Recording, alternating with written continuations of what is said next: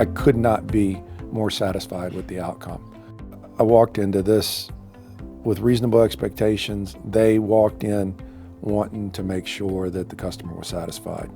A lot of suppliers, they are used to building what they build. And look, there's a lot of value in getting something that a supplier does over and over and over again, right? You're more likely to get a better quality that way. But sometimes, that diverges, and what you want, you need to find somebody that's competent enough to do what you want.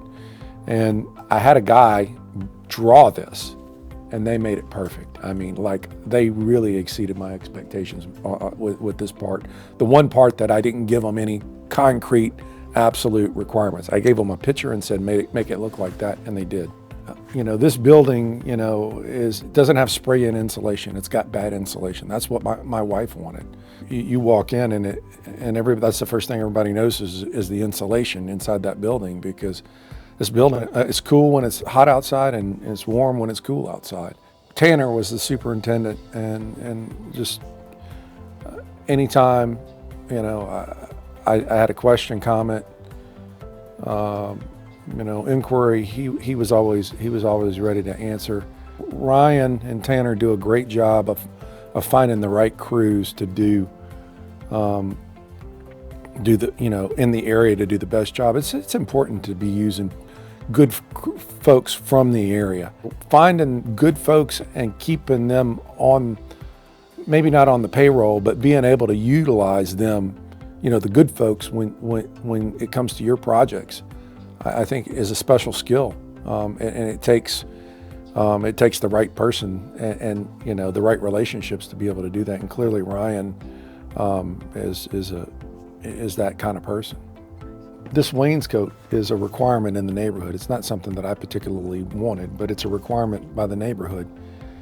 Man,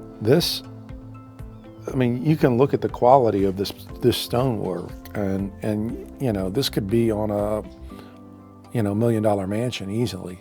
The guy that did this stone, they had most of this wall up, and I came out a couple of days later, and the owner was the owner of the stone company was out here, and I hadn't said anything, and he had those guys knocking out a couple of stones and putting them back in because it just didn't meet his quality.